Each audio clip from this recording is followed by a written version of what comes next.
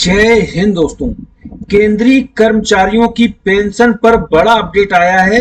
बता दें, केंद्रीय कर्मचारियों की पेंशन में अब बेसिक का जो लास्ट बेसिक आपको मिली है उसकी 45% बेसिक का पेंशन मिला करेगी। इस पर बड़ी अपडेट है और ये भी बताया जा रहा है कि डीए बंद हो जाएगा, यानी कि आपको जो बेसिक का 45% मिलेगा उसमें डीए नहीं मिलेगा। ये बड़ी अपडेट आई है और ये अपडेट सभी केंद्रीय कर्मचारियों को लागू होगी। हालांकि जो रिटायर्ड हो चुके हैं उनके लिए लागू नहीं है। जो सर्विस कर रहे हैं वो आर्मी के हों, एयरफोर्स के हों या फिर सीएपीएफ के हों या रेलवे के हों, अन्य कर्मचारी हों, सबके लिए लागू होगा। सबसे पहले तो मैं बता दूं, एनपीएस के बदले एक नई पेंशन योजना लाने जा रही है केंद्र सरकार, और ये पेंशन योजना वैसी होगी जो कि पुरानी पेंशन योजना थी उससे मिलती जुलती होगी, लेकिन इसमें कई बदलाव किए जाएंगे। अंतिम वेतन का अधिकतम 45% बेसिक का, यानी कि जो अंतिम बेसिक मिला है उसकी 45% आपकी न्यूनतम पेंशन की जा सकती है इस योजना के तहत। यानी कि एनपीएस नेशनल पेंशन स्कीम जो नई पेंशन स्कीम थी उसको बंद करके एक निश्चित पेंशन योजना लागू करेगी सरकार, जो कि पुरानी पेंशन योजना के लगभग बराबर है। लेकिन इसमें क्या क्या बदलाव होंगे? केंद्र सरकार राष्ट्रीय पेंशन योजना एनपीएस में बड़े बदलाव पर विचार कर रही है। इसके तहत अंतिम वेतन का 40 से 45% तक न्यूनतम पेंशन मिल सकती है। वित्त मंत्री निर्मला सीतारमण ने बीते अप्रैल माह में पुरानी पेंशन योजना ओपीएस की समीक्षा के लिए वित्त सचिव की टीवी सोमनाथन की अध्यक्षता में कमेटी बनाई थी।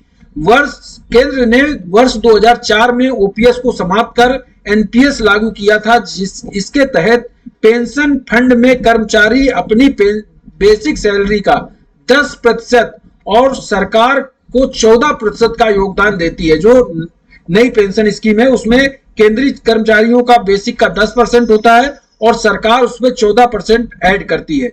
एनपीएस की राशि को बाजार में निवेश किया जाता है और उसके रिटर्न के आधार पर पेंशन राशि निर्भर करती है।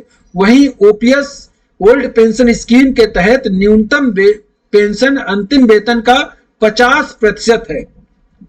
अभी 38 तक मिलती है, जो पेंशन मिलती है वो 38% तक मिलती है। मौजूदा पेंशन में कर्मचारियों को अंतिम वेतन का लगभग 38 तक पेंशन मिलती है। अगर सरकार 40% भी कर देती है, सुनिश्चित कर देती है, तो 2% राशि का अधिक भार पड़ेगा सरकार पर। हालांकि अगर बाजार में निवेश पर रिटर्न घटता है तो पेंशन में मद से सरकार पर बोझ बढ़ जाएगा।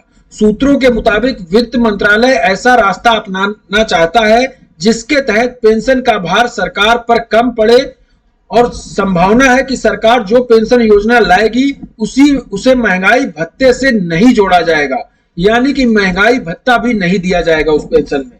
ये चेंजमेंट किया जा रहा है, यानी कि जो आपको पहले पेंशन पुरानी पेंशन मिलती थी उसमें डीए भी दिया जाता था, महंगाई भत्ता दिया जाता था, वो नहीं देने का प्लान बना रही है। विपक्ष शासित राज्यों में पुरानी पेंशन लागू होने से बड़ा दबाव बढ़ चुका है केंद्र सरकार को। राजस्थान, पंजाब, झारखंड, हिमाचल प्रदेश में ओपीएस लागू करने की घोषणा के बाद केंद्र सरकार पर कोई दूसरी आकर्षक पेंशन योजना लाने का दबाव बढ़ गया है। माना जा रहा है कि लोकसभा चुनाव से पहले केंद्र नई पेंशन योजना की घोषणा कर सकती है, यानी कि 2024 के लोकसभा चुनाव से पहले यह घोषणा हो सकती है। लेकिन इसमें नुकसान ये होगा, अगर डीए नहीं मिलेगा तो फिर आपका जो महंगाई बढ़ेगी उसको कैसे आप उससे निजात पाएंगे, क्योंकि डीए मिलता है तो हमारे महंगाई भत्ते के हिसाब से हमारी पेंशन भी धीरे धीरे बढ़ती रहती है। लेकिन इसके बाद आपको एक मुश्त पेंशन जो मिलती रहेगी वही मिलती रहेगी, अन्य पेंशन में आपको कोई इजाफा नहीं होगा। ये थी जानकारी। Thank you. जय हिंद।